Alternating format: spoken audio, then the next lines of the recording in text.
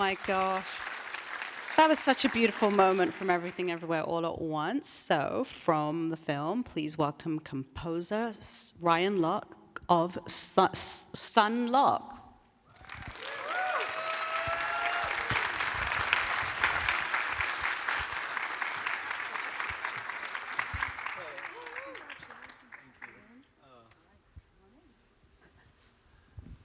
Oh, what a film.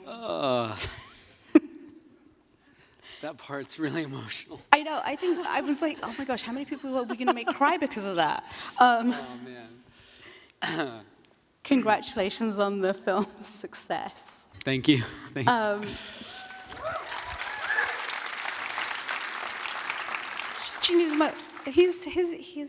I wish I had a tissue, because, like, he's tearing Well, it's like I up. forgot that we were going to show that clip, because it's like, oh, it's so good, and like, just...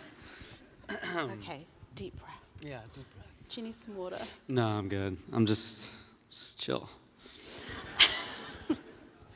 All right. What was your reaction when you got the script for this film? So Daniel's, the directors hit us up in September of 2019. They didn't even have the film fully cast yet. And the movie that would have happened if the script went right to the into the through the cameras and into the onto the screen would be like a 4-hour movie. So as bananas as the movie is, imagine it like 80% longer and even crazier, and featuring subplots starring Spaghetti Baby Noodle Boy and his companions. When they sent the script, so I scored this film with my band, Ian Chang and Rafiq Bhatia. We did this as a team. Those guys were slightly smarter than me, so when we got the script, they loved it. They like laughed their ass off, couldn't put it down. I couldn't get through it. I was like, this has to be broken. Like, this PDF is corrupt or something. This doesn't make any sense. That is honestly, I'm not exaggerating. I swear I thought it was broken. I mean, no one's gonna make that movie, so why would they make that script, you know? By the way, I don't know if you can see, but like his pin is the googly eye. If you've seen the movie, you know what we're talking about. Okay, but I want to ask you, okay, there's so many different multiverses. What was the first cue that you wrote? And there's like over 40 cues in this movie, right? There's actually over 100. Never mind, 100. Yeah, so on the soundtrack, there's 49 tracks, Yeah. but like, as far as cues, individual moments of music that each one had to do a specific thing or a specific 400 things. Yeah, there were over 100. The first task that we were given was kind of, something that made us immediately think, all right, maybe these guys didn't hire the right people. Like, this is maybe, should we really be doing this? We were tasked with writing a courtship song that accompanies a kind of ceremony for two people who are in love who also have hot dogs for fingers. So that was task number one. Write that song. Like, yo, you've heard our music, right? It's like, we're a very self-serious band. I don't know that we're the right ones for this. I'm glad I was really wrong and they were really right. I mean, talking about your music, like, how different was this from like writing a studio album, and then you're also collaborating with the filmmakers and sending them cues back and forth and making sure that you're all on the same page?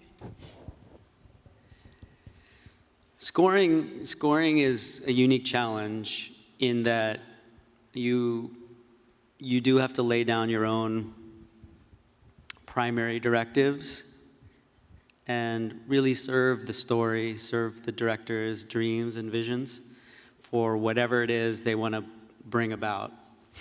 In this case, that was truly an easy task. And what I mean by it wasn't easy because it was a small amount of work, it was an enormous amount of work.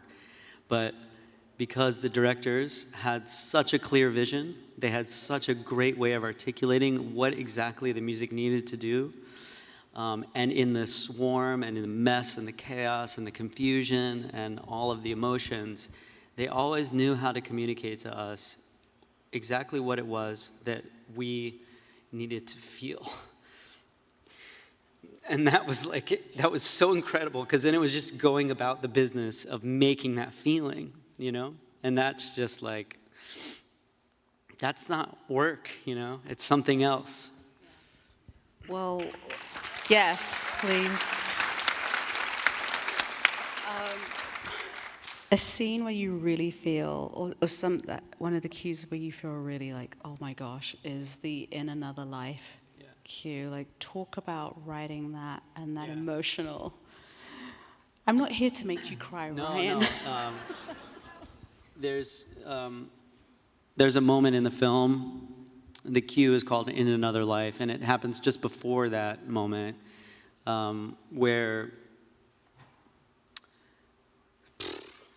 wow. Anyway, I'm not going to go too deeply into it because clearly I can't. But that was actually one of the trickiest cues for us. And my bandmate Rafik Bhatia, he spearheaded that cue. And one of the reasons why it was really difficult was no pressure, but Dan Kwan told us that he'd never cried in the process of making anything he's ever done, except when he was working on this scene. You know, I was like, no pressure, right?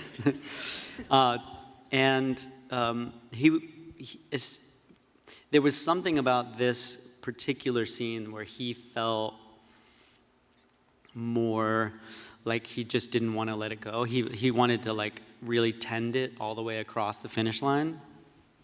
And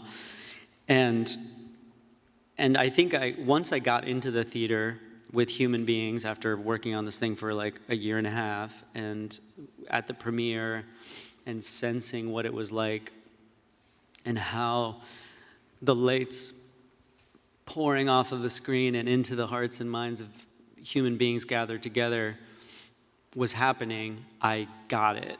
I really got it for the first time, what it was and why Kwan wanted to tend it across the finish line with such care and finesse.